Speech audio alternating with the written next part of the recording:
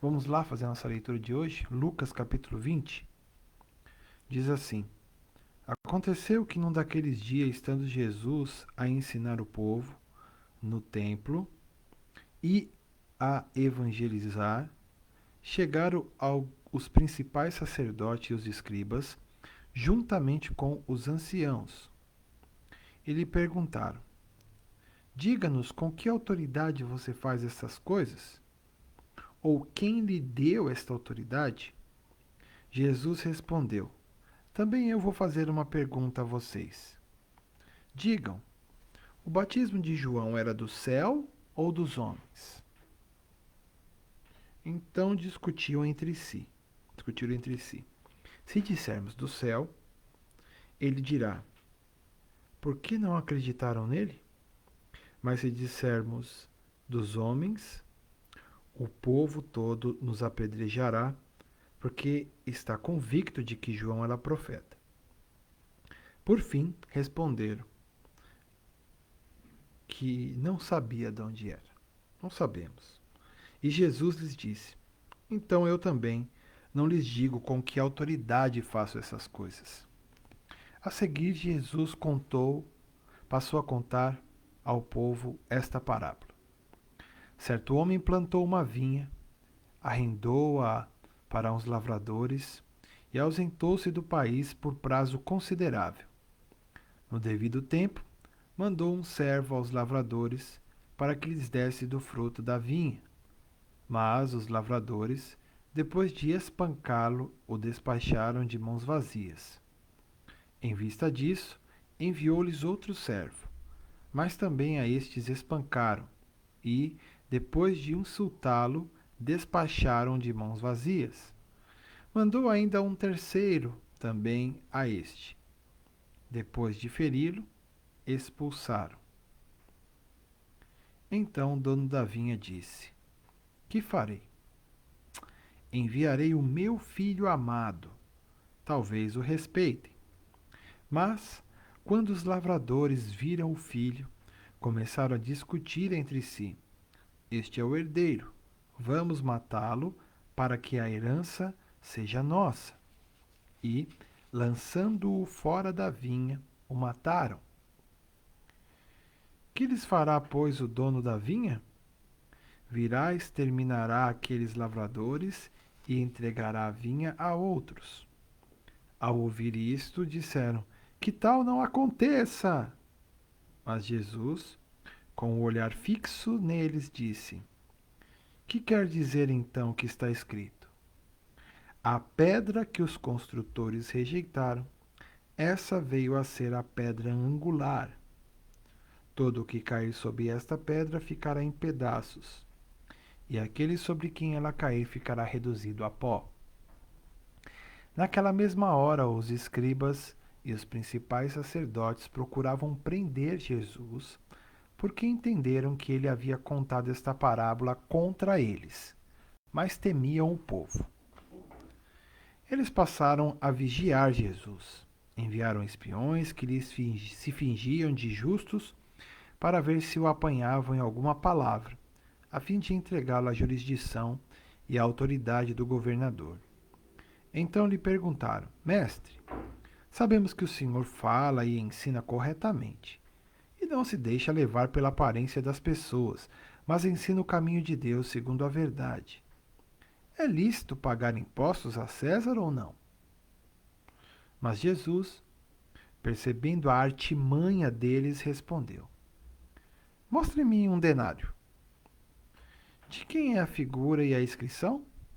Eles responderam: De César. Então Jesus lhes disse: Pois deem a César o que é de César e a Deus o que é de Deus.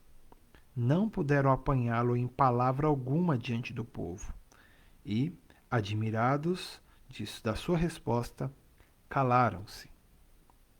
Chegando alguns dos saduceus, que dizem não haver ressurreição, perguntaram a Jesus: Mestre, Moisés nos deixou escrito que, se um homem casado morrer sem deixar filhos, o irmão desse homem deve casar com a viúva e gerar descendentes para o falecido. Ora, Havia 7 irmãos. O primeiro casou e morreu sem filhos. O segundo e o terceiro também casaram com a viúva. E assim foram com os 7. Todos morreram sem deixar filhos. Por fim, morreu também a mulher. Portanto, na ressurreição, de qual deles a mulher será esposa? Porque os 7 casaram com ela. Jesus respondeu: Os filhos deste mundo casam e se dão em casamento, mas os que são considerados dignos de alcançar a era vindoura e a ressurreição dentre os mortos, não casam nem se dão em casamento, pois não podem mais morrer, porque são iguais aos anjos e são filhos de Deus, sendo filhos da ressurreição. E que os mortos ressuscitam, Moisés o indicou no trecho referente à sarça, quando afirma que o Senhor é o Deus de Abraão, o Deus de Isaque e o Deus de Jacó. Ora, Deus não é Deus de mortos, e sim de vivos, porque para ele todos vivem. Então alguns dos escribas disseram: Boa resposta, mestre, e não ousaram mais fazer perguntas a Jesus. Mas Jesus lhes perguntou: Como pode dizer que o Cristo é filho de Davi?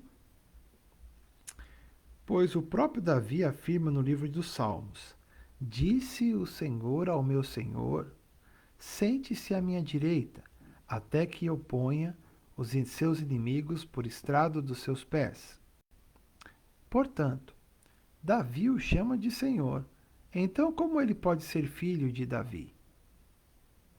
Quando todo o povo estava ouvindo, Jesus disse aos seus discípulos: Cuidado com os escribas, que gostam de andar com vestes talares, e muitos apreciam as saudações nas praças, nas primeiras cadeiras nas sinagogas e os primeiros lugares nos banquetes. Eles devoram as casas das viúvas e, para justificar, fazem longas orações. Estes sofrerão juízo muito mais severo. Então, esse aqui é o nosso texto, né, de hoje, que a gente vai estar trocando essa ideia juntos aqui, fazendo primeiramente essa leitura. E eu creio que a palavra ali, a palavra sendo ouvida, Deus fala com você. E com certeza tem falado a você. E esse tempo nosso é principalmente por causa dessa leitura, dessa proclamação da palavra. E a nossa esperança é que o Espírito Santo fale com você, né? Ou que você utilize esse tempo também para ler junto à palavra, né? Para meditar, para ouvir a palavra de Deus. E sempre depois que a gente lê o texto, nós conversamos um pouco sobre aquilo que a luz que eu tenho, né? A revelação que eu já recebi, ou coisas que me chamam a atenção dentro do texto que a gente leu. Mas o mais importante é você dar ouvidos à palavra de Deus. Ok?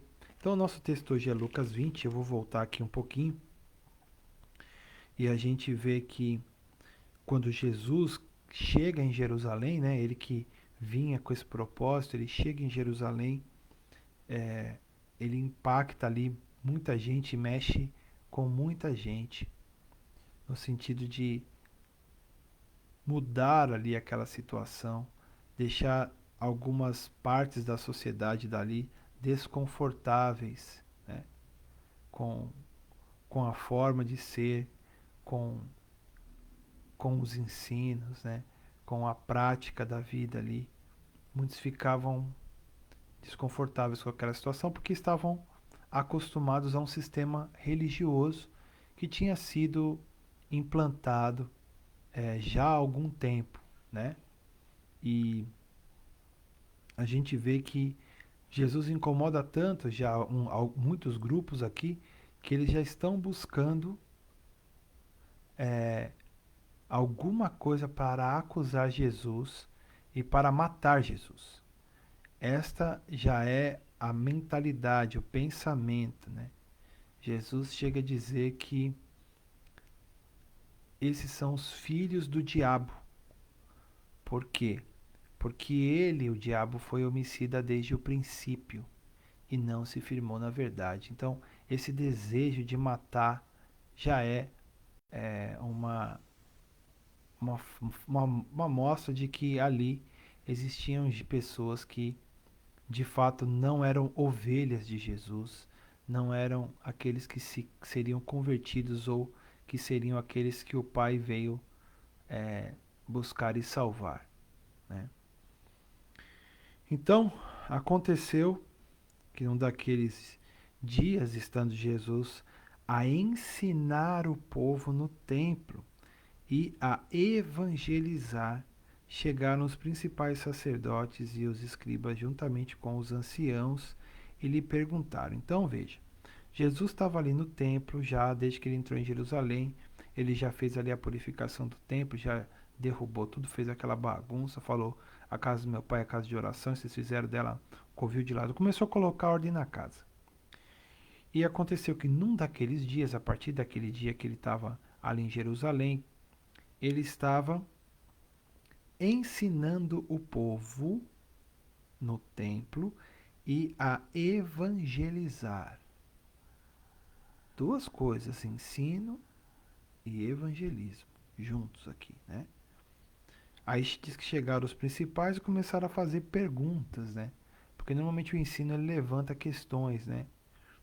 Então, aí essas pessoas, em vez de perguntar sobre o que ele estava falando, não, ou querendo aprender com ele, perguntaram com que autoridade Jesus fazia estas coisas. Ou quem lhe deu esta autoridade? E por que eles diziam isso? Porque todos os que ensinavam, ou pregavam, ou tinham um ministério, eles eram, vamos dizer assim, naquela época, de um jeito diferente, ordenados também. Como profeta, um profeta naquela época, a partir só dos 30 anos, ele podia se manifestar, começar o seu ministério, né? Mas não antes de passar por algumas coisas que Jesus já tinha passado há muito tempo, que era o batismo de arrependimento, no caso de um grupo lá que existia naquela época, ir para o deserto, né? E começar o seu ministério, né? Então, ali ele recebia a sua autoridade. E a gente sabe que Jesus, ele não é mais um profeta só. Ele é o Filho de Deus. Ele é justamente aquele que veio para salvar o mundo, veio para revelar o Pai, veio para mostrar quem de fato Deus é. E eu acho interessante que eles fazem essa pergunta e Jesus não responde para eles. Ele rebate com uma pergunta também. Vou fazer uma pergunta a vocês. Diga, o batismo de João, falando de João Batista, era do céu ou dos homens? E eles discutiram entre si lá. Bom, se nós falar que é do céu, eles vão falar, então por que vocês não creram nele? E aí, mas se dissermos dos homens, o povo todo nos apedrejará, porque está convicto que João era profeta. Ah, não sabemos, quer dizer, eles dissimularam ali, né? Deram uma de migué assim, para tentar amenizar a situação e. Ah, não sabemos. Para não se opor ao povo com a sua opinião de que não era de. O batismo de João não era do céu, e aí o povo ficar contra ele, né? E eu falar que é do céu e não ter sido batizado, ou não ter crido naquilo, não ter participado, né, daquilo que Deus estava fazendo por meio de João Batista. E aí Jesus fala, então também, já que vocês não sabem, eu também não vou dizer para vocês com que autoridade eu faço essas coisas. E o interessante aqui é que depois disso Jesus conta uma parábola. E essa parábola, ele fala de uma vinha, arrendou a uns lavradores e ausentou-se, né? Diz que essa pessoa e essa vinha, com certeza é o povo de Israel, né? E no devido tempo mandou servos, que eram os profetas, né, aos lavradores para que dessem do fruto da vinha. Mas os lavradores, depois de espancá-los, despacharam de mãos vazias. Então, essa parábola fala de que Deus mandou muita gente, muitos profetas, muitos servos dele, né?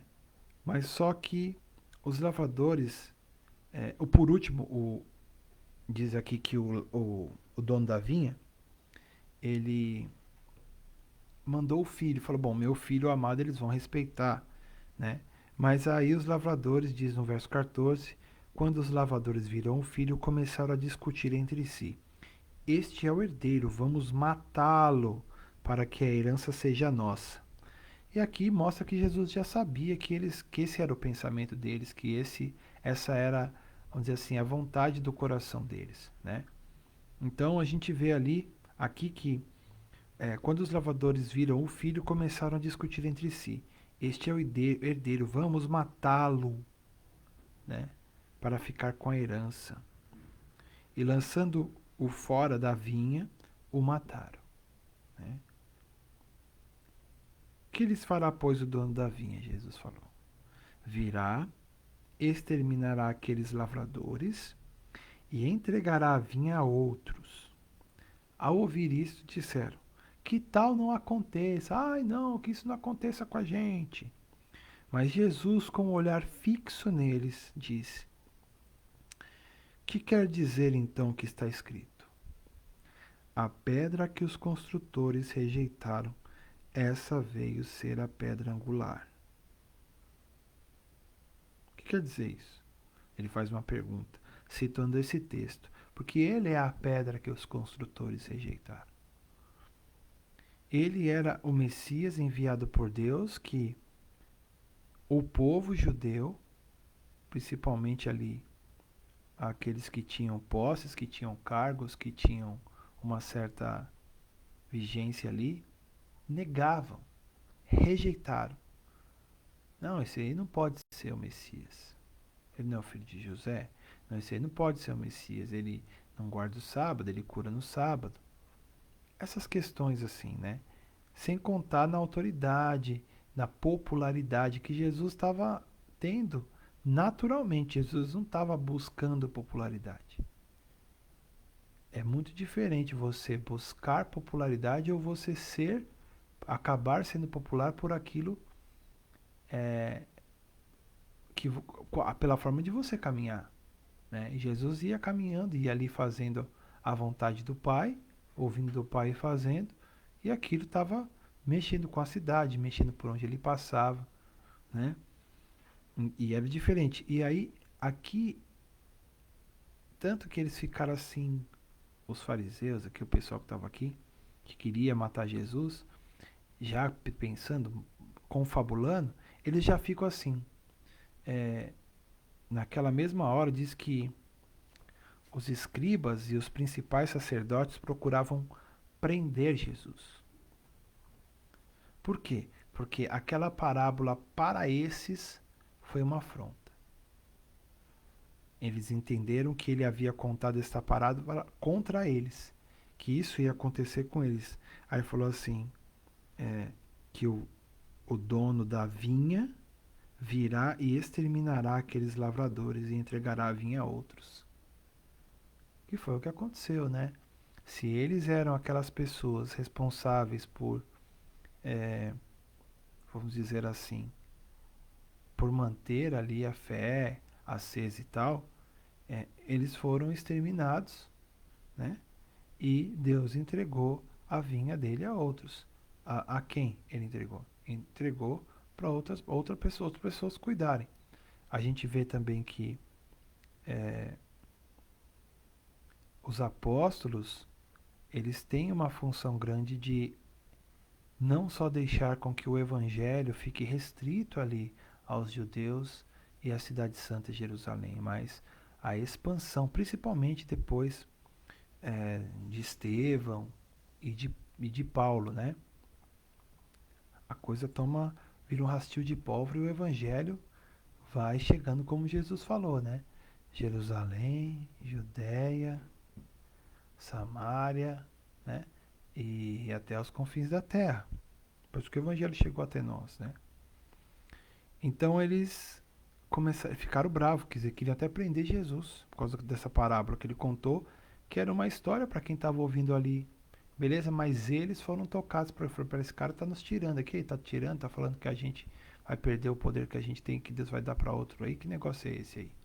Tá tirando nós, né?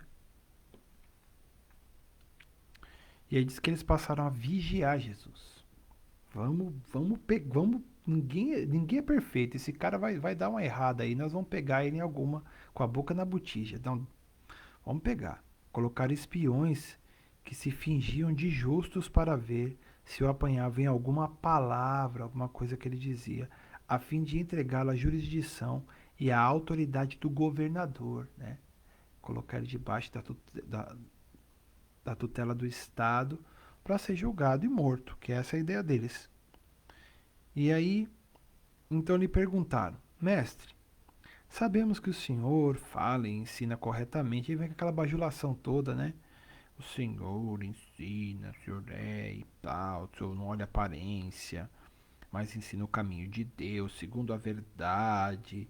É lícito pagar imposto a César ou não? Quer dizer, tem uma sutileza aí por detrás, né? E aí diz que Jesus, percebendo a artimanha deles, respondeu: mostre-me um denário. O denário era o dinheiro romano, né? E diz assim: de quem é essa figura de descrição que está lá, né? Aí, tá escrito, aí quem que é? É de César. Então Jesus falou: dê a César o que é de César e a Deus o que é de Deus. E não puderam apanhá-lo em palavra alguma diante do povo. E admirados da sua resposta, calaram-se. Esses eram os espiões. Depois, alguns dos saduceus, que eram um dos grupos também, que eram um dos grupos que eram mais, vamos dizer assim, voltados ao culto, à manutenção do culto ali as questões religiosas tal, assim como os fariseus eram aqueles separados para a lei, para a jurisdição, para a justiça, assim, né? Os saduceus são aqueles mais voltados ao templo, às coisas do templo, ao culto, né? E chegando alguns dos saduceus que dizem não haver ressurreição, eles acreditavam que não haveria ressurreição, perguntaram a Jesus: Mestre, Moisés nos deixou escrito que se um homem casado morrer sem deixar filhos, o irmão deste homem deve casar com a viúva e gerar descendentes para o falecido. Ora, havia 7 irmãos. O primeiro casou-se, vão contar uma história, não vou ler de novo, mas só para vocês entenderem. O cara tinha 7 irmãos, os 7 homens morreram e não tinham tido filho com a mulher, os irmãos foram casando por causa da lei que fala para o cara fazer isso. E aí eles queriam saber, a questão deles é que por fim a mulher morreu, ele queria saber, portanto, na ressurreição, de qual deles a mulher será esposa? Porque os 7 se casaram com ela. E aí Jesus dá um dado aqui muito importante. Olha o que ele fala aqui. Não só para esses caras, mas para nós também. Os filhos deste mundo casam-se e se dão em casamento. Nós, né? Normal, a humanidade, ela foi feita, criada com o propósito do casamento. Então, o casamento é um propósito de Deus para a humanidade toda. Mas os que são considerados dignos de alcançar a era vindoura e a ressurreição dentre os mortos não casam nem se dão em casamento. E aí Jesus está falando de quem? Está falando, na verdade, de quem, quando a pessoa morre, quando a pessoa é salva, né? Porque na verdade todos vão ressuscitar um dia, uns para a vida eterna e outros para a condenação eterna, né? Na verdade, eu acredito que quando alguém morre, ele já está desfrutando, acabou de morrer, ele já desfruta ou da vida eterna, né? Ou da perdição eterna. Até porque tem uma parábola que, não sei se é nesse evangelho que a gente vai ver mais na frente, que é do rico e do Lázaro, se a gente já leu, se eu não me engano, há tempos atrás, que justamente fala isso. Um foi para o seio de Abraão, morreu, foi para o seio de Abraão, e o outro já estava em tormento. Acabou de morrer, já estava. E não perdia a consciência das coisas, né? E aí Jesus está falando que Vocês estão querendo pensar que a vida daqui é igual a de lá? Não. Lá nós vamos ser como anjos, né? Nós não vamos voltar, e lá também não se casam, nem se dão em casamento. Quer dizer, eu hoje tenho a minha esposa aqui, mas lá nós seremos irmãos eternos lá. O casamento é para esta dimensão, vamos dizer assim, de vida, né? Lá nem se casam, nem se dão em casamento, né? E aí ele fala assim: mas os filhos deste mundo casam e se dão em casamento, mas os que são considerados dignos de alcançar a era vindoura e a ressurreição dentre os mortos, porque ele sabia que eles não criam em ressurreição, não podem mais morrer, porque são iguais. Oh, desculpa, a ressurreição dentre os mortos não casam. Então lá ninguém vai ficar casado. Casamento é só pra cá. Ninguém fica casado lá na glória, tá? Não se casam nem se dão em casamento, né? Nem vivem, não tem relação lá. Lá não, ninguém vai. Essa parte é pra gente desfrutar aqui na terra, tá?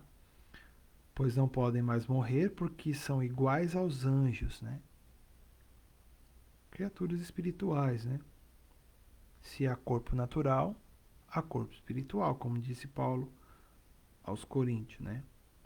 E ele fala assim: são iguais os anjos e são filhos de Deus, sendo filhos da ressurreição. Quer dizer, são filhos de Deus os que creem em Jesus, os que creem em Deus, que creem em Jesus como seu único suficiente Salvador. Estes morreram com Cristo e ressuscitaram com Cristo. Estes são filhos de Deus, sendo filhos da ressurreição. Eles participaram da primeira ressurreição, no sentido de que, quando Cristo ressuscitou, todos aqueles que são dele, que crerão em algum tempo da história, da era, assim como todos fomos atraídos nele, como está em João 12:32, no Evangelho segundo João, todos que morreram com ele, ressuscitaram com ele também, quando ele foi ressuscitado pelo Pai para andar em novidade de vida. Então, já ressuscitaram, né? Já são pessoas que vivem nessa perspectiva pela fé e são filhos de Deus, sendo filhos da ressurreição, né? A gente é filho da ressurreição que crê em Jesus. E que os mortos ressuscitam, Moisés o indicou no trecho referente à sarça. E ele fala lá, quando afirma que o Senhor é o Deus de Abraão, de Isaac e de Deus de Jacó. Ora, Deus não é Deus de mortos e sim de vivos, porque para ele todos vivem. Todos vivem para Deus, né? Todo para ele, todos estão vivos. Então, alguns dos escribas disseram: boa resposta, e não puderam mais perguntar mais nada a Jesus. Mas aí é interessante que aí Jesus entra na brincadeira deles, vamos dizer assim, e pergunta para eles: como podem dizer que o Cristo é filho de Davi? Pois o próprio Davi afirma no livro de Salmos: disse o Senhor ao meu Senhor: sente-se à minha direita, até que eu ponha os inimigos por estrado de seus pés. Portanto, Davi o chama de Senhor. Então, como ele pode ser filho de Davi?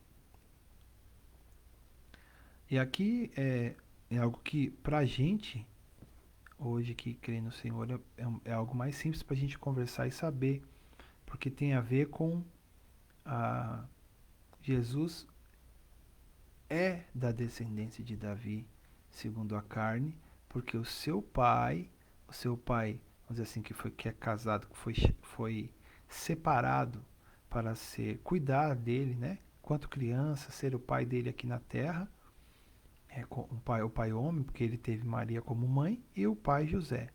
José era da descendência de Davi. Então, quer dizer, ele é a raiz de Davi, quer dizer, ele tem na sua descendência uma pessoa que é da descendente de Davi, que era o seu pai José, né? Então, portanto, Davi o chama de Senhor. Então, como ele pode ser filho de Davi, né? Então, está falando que o Messias viria da descendência de Davi, né? E aí ele fala: como que ele chama ele de Senhor se ele é filho? É porque ele é maior, né? que todo ele vem dessa descendência. Então a pergunta de Jesus é: portanto, Davi o chama Senhor, então como ele pode ser filho de Davi? Ele pode ser filho de Davi porque ele vem da descendência de Davi segundo a carne. José, o pai de Jesus, era da descendência de Davi. E a gente viu isso lá no começo, quando ele tem que ir para Belém ali, para poder, começo do evangelho, quando a gente estava lendo, que ele tem que ir lá para fazer o censo ali, né? Para sua cidade de Natal, e ele é de Belém, né? José, Belém da cidade de Davi, né? Então, quando todo o povo estava ouvindo, Jesus disse aos seus discípulos: cuidado com os escribas, que gostam de andar com vestes talares e muito apreciam as saudações nas praças e as primeiras cadeiras nas sinagogas e os primeiros lugares nos banquetes. É gente interesseira, né? Gente que gosta de... É aquele papo, né, que muita gente utiliza de forma errada. Eu sou cabeça, eu não sou cauda, as coisas pra mim, eu sou primeiro em tudo. Eu chego... Então, assim, essas coisas distorcidas, né? Mas aqui eles tinham essa mentalidade mesmo de poder, de importância, de imponência, né? De serem alguma coisa que não eram, só porque eram escribas. E aí diz assim que eles devoram as casas das viúvas. Quer dizer, os caras iam visitar as viúvas não por causa da necessidade delas, nem para ajudá-las em suas necessidades, nada disso. Eles devoravam a casa das viúvas. Isso quer dizer, as viúvas, que eram pessoas que já não tinham seus maridos, ainda eram devoradas, quer dizer, devoravam suas casas, quer dizer, comiam, iam lá para comer, e aí a pessoa ficava toda assim: olha, o escriba tá aqui, uma autoridade, senta, toma um cafezinho, vamos comer, vamos tal, tal. E aí a pessoa se sentia naquela obrigação, né? As viúvas se sentiam naquela obrigação de dar o que tinham, o melhor que tinham para aquela pessoa, né? Que segundo o Estado era importante, né? Segundo a religião da época era importante. Diz que eles devoravam as casas das viúvas. Isso é maldade, né? Isso é o fim, né? Jesus vai dizer aqui no final o fim deles. E diz que eles faziam isso interesseiros, interessados, né? E para justificar que eles iam lá nas viúvas e devoravam as casas das viúvas, faziam longas orações. Aí orava pela pessoa, ficava orando, mas ele foi lá, pra, vamos dizer assim, para pegar uma oferta especial da viúva, né, para pedir alguma coisa ali pro templo, para ele, a necessidade era precisando, né, sabe, tal, tal, tal. Quer dizer, usurpava, roubava, né, furtava ali de uma forma escusa, devorava, né, os bens, as coisas simples, né, muitas vezes das viúvas, né, ou às vezes era uma pessoa que era viúva de alguém rico, de repente tinha alguma coisa, eles devoravam, eles se aproveitavam daquela condição que eles tinham de ser uma casta dentro da do poder judaico, né? Na religião ali, mais do lado da religião, e devoravam, quer dizer, se aproveitavam, é, usurpavam ali, faziam, não, ficavam orando, aí a senhora, eu vou te dar uma coisinha aqui.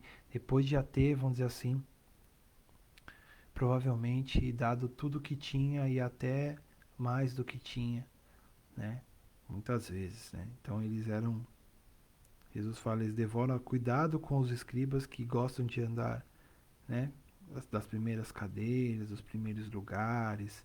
Então, cuidado com essas pessoas também, viu, gente? Gente muito ambiciosa, assim.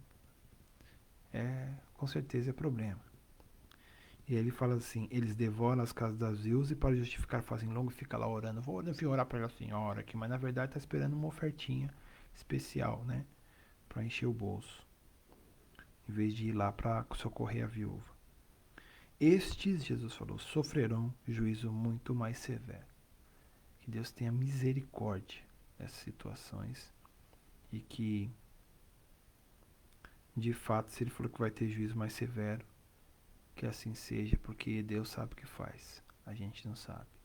A gente tem que pedir misericórdia para Deus para não ser como estes, né? E viver uma vida debaixo da graça e da misericórdia de Deus, sabendo que a gente não é, né? Não ser como aquele fariseu no tempo que a gente orou há pouco tempo aí. Tá bom? Bom, então a gente está aqui, Jesus está nessa guerra ali, né? Sendo sondado, sendo vigiado, os caras fazendo pergunta, querendo pegar ele em alguma falta e tal. E é muito interessante todo esse processo aqui. Ainda parece que ele ainda vai fazer algumas profecias aqui, ainda vai falar algumas coisas até chegar, até ser preso mesmo, até Judas o trair. E a gente vai caminhando aqui essa jornada de lermos o Evangelho segundo Lucas. E hoje terminamos aqui o nosso tempo. Amanhã, se Deus quiser, se assim Ele quiser, estaremos aqui lendo o Evangelho segundo Lucas no capítulo 21. E a nossa esperança é sempre essa, que a fé vem pelo ouvir e o ouvir da palavra de Deus. Então, que Deus possa usar esse tempo para abrir o seu entendimento, que o Espírito Santo ensine você e a mim, porque nós precisamos da palavra de Deus. E a palavra de Deus é uma pessoa, é Jesus Cristo. Então, até amanhã.